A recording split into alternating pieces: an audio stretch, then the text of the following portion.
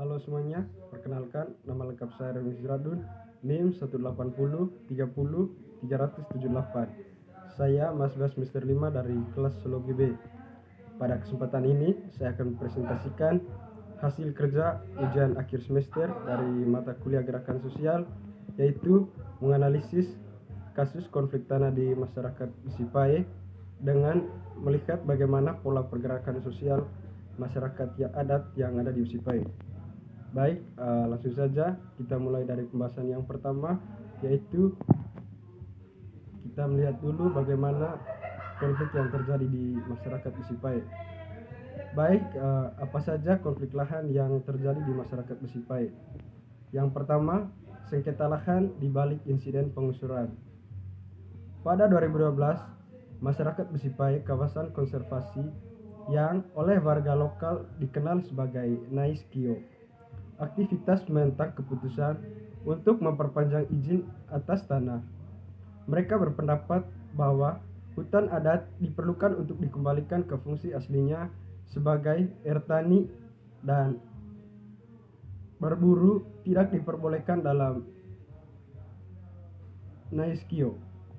Kendati ada perlawanan dari masyarakat adat untuk melindungi hutan adatnya, Gubernur NTT Victor Laskodat memutuskan untuk menjalankan rencananya mengembangkan kawasan itu sebagai area peternakan, perkebunan, dan pariwisata. Pada Mei silam, Gubernur mengunjungi desa Mio di mana warga menyatakan penolakan mereka dengan melarangnya masuk ke wilayah adat dan memblokir jalan. Pemblokiran jalan ini direspon dengan aksi kekerasan untuk membongkar jalan yang dilakukan oleh kepolisian. Hal itu memicu aksi histeris dari para perempuan adat Sipae yang menanggalkan baju sejak saat itu. Rumah-rumah masyarakat adat yang menempati hutan adat lambat laun digusur, kerap kali dengan intimidasi. Kemudian pengingkaran hak masyarakat adat.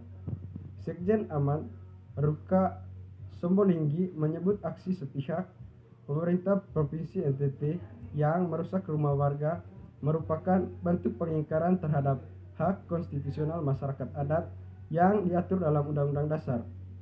Pemerintah harus segera menarik aparat keamanan yang masih berada di lokasi kejadian, segera membebaskan warga yang ditahan dan melakukan pemulihan terhadap perempuan dan anak-anak yang trauma. Jelas Ruka. Lebih jauh lagi, penyerangan terhadap komunitas Sipae juga merupakan pelanggaran terhadap mandat putusan Mahkamah Konstitusi tahun 2012 yang menegaskan bahwa hutan adat bukan merupakan hutan negara. Hal ini diamini oleh Ahmad Bumi, kuasa hukum masyarakat adat Sipae, yang menyebut semestinya pemerintah menghormati putusan MK tersebut, bukannya mencoplok hutan adat demi investasi. Hutan adat kan kekuatan hukumnya sudah ada melalui putusan MK itu. Seharusnya semua pihak menghormati, kata dia. Tetapi hutan adat yang sudah ditetapkan sejak Indonesia belum merdeka dan dibawa secara turun-temurun ini tiba-tiba dicaplok untuk investasi. Seharusnya itu tidak boleh, ujar Ahmad. Kemudian pemerintah provinsi siapkan lahan pengganti. Humas pemerintah provinsi NTT, Marius Jelamu, menjelaskan bahwa pemerintah daerah telah menyiapkan lahan pengganti seluas 20 kali 40 meter bagi 37 keluarga yang tinggal di lahan yang disengketakan, tetapi tetap tidak mau. Sementara kemiskinan terbesar di Nusa Tenggara Timur itu ada di Pulau Timur ini, tempat mereka melakukan aksi. Maka kami mau mengelola kawasan yang besar itu untuk memperdayakan ekonomi, jelas Marius. Nikodemus Manao, anggota masyarakat adat Sipae, menjelaskan bahwa saat ini telah ada 4 rumah yang disediakan oleh pemerintah provinsi. Kendati begitu, warga enggan untuk menempatinya karena rumah itu dianggap tidak layak. Rumah yang sementara dibangun pemerintah provinsi itu cuma 4 unit rumah saja, sementara masyarakat yang menjadi korban penggusuran ada 29 kakak, jelas Nikodemus. dan artinya mereka mengklaim itu milik pemerintah provinsi, tetapi itu milik saudara-saudara kami, imbunnya kembali. Momentum untuk mengesahkan RUU Masyarakat Adat. Konflik-konflik dan kekerasan yang terjadi pada masyarakat adat menurut Ruka menjadi momentum untuk segera mengesahkan rancangan undang-undang pengakuan dan perlindungan masyarakat adat atau dalam RUU Masyarakat Adat yang sudah 15 tahun terkatung-katung. Padahal RUU ini sangat fundamental untuk perlindungan dan pemenuhan hak konstitusional masyarakat adat. RUU ini kembali masuk agenda prioritas prolegnas setelah 2 kali sebelumnya gagal ketuk palu dalam 2 periode masa kerja DPR sebelumnya. Ruka menjelaskan meski masuk prolegnas DPR, namun dia menyatakan bahwa RUU ini tidak sungguh-sungguh menjadi prioritas pemerintah dan DPR. Meskipun dibicarakan, draftnya pun bermasalah. Ini artinya DPR dan pemerintah menutup mata dengan realitas. Kemudian melihat permasalahan di atas, saya akan mencoba menjelaskan bagaimana pola pergerakan sosial masyarakat adat di Sipai.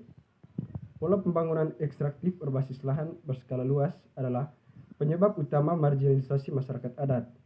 Keputusan Gubernur NTT Victor Laskodat untuk menjalankan rencananya yaitu pengembangan kawasan hutan adat Sipai menjadikan itu sebagai area peternakan, perkebunan, dan pariwisata, maka muncullah perlawanan dari masyarakat adat untuk melindungi hutan adatnya. Karena dapat dikatakan bahwa pola pembangunan tersebut ditopeng oleh politik hukum agraria yang memarginalkan hak masyarakat adat, sehingga dalam tingkat operasional terjadi aksi perampasan lahan atau land grabbing tanah-tanah adat skala luas. Situasi ini mengakibatkan konflik tanah dan sumber daya alam membara di mana-mana yang memakan waktu bertahun-tahun. Konflik ini pada derajat tertinggi menjelma menjadi konflik sosial yang kompleks. Marginalisasi hak masyarakat adat sendiri berhulu pada 2 hal, yaitu pertama, pengambilan tanah-tanah adat berdalil hak penguasa negara atau kekuasaan negara atas tanah. Pengambilan tanah-tanah adat ini paling banyak terjadi pada kawasan hutan yang menguasai 52,3% luas wilayah teritorial Indonesia. Kedua, penghancuran unit sosial masyarakat adat melalui penyeragaman model desa di masa Orde Baru. Unit sosial masyarakat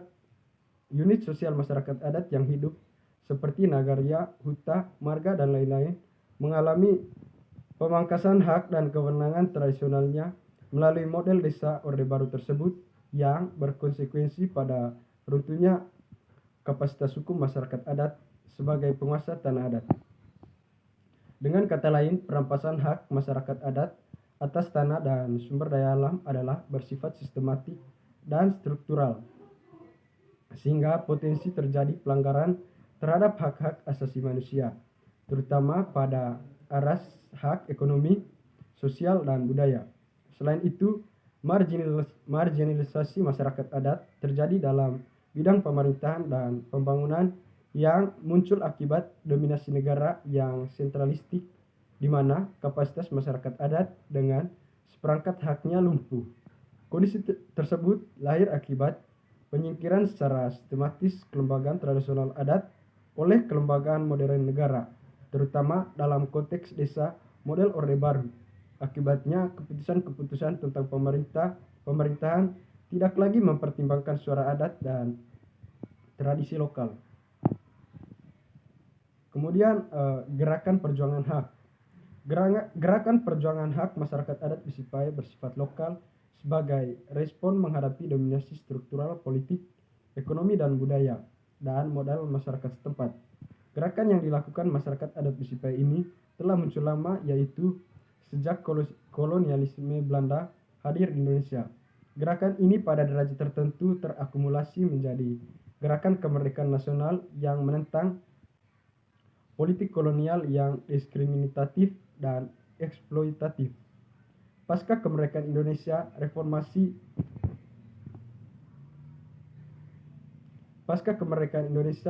formasi politik kolonial tertinggal dalam dualisme hukum yang memposisikan marginalisasi hak masyarakat adat. Formasi politik kolonial tersebut lahir dalam bentuk baru berupa pemaknaan sempit atas dalil hak menguasai negara, sehingga makna hak menguasai negara seolah-olah adalah konsep domain verklaring kolonial yang merampas tanah-tanah adat. Gerakan seperti halnya yang dilakukan oleh masyarakat adat Besipaye memang muncul utamanya dari gerakan agraria dan lingkungan hidup. Gerakan ini bertujuan mengubah kondisi struktural ketidakadilan agraria dan lingkungan hidup. Seiring dengan itu, gerakan-gerakan lokal masyarakat adat mengalami perkembangan penting pada 2 dekade terakhir. Kemudian yaitu agenda pembaruan hukum. Dalam perkembangannya, gerakan masyarakat adat berkembang dan memperluas cakupan pada gerakan hak-hak asasi manusia sebagai basis politik dan hukum. Konsekuensinya, isu perlindungan hukum atas hak masyarakat adat melalui pengakuan status legal masyarakat adat menjadi penting dalam kerangka perlindungan dan penghormatan hak asasi manusia tersebut. Namun, upaya tersebut tidaklah mudah.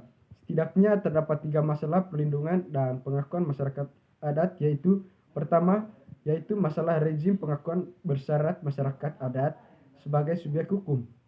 Pengakuan bersyarat masyarakat adat menjadi dalil pengabaian posisi tersubordinasi dari kekuatan politik lokal dan termarginalkan. Dalam konteks ini, otonomi masyarakat adat perlu ditegaskan.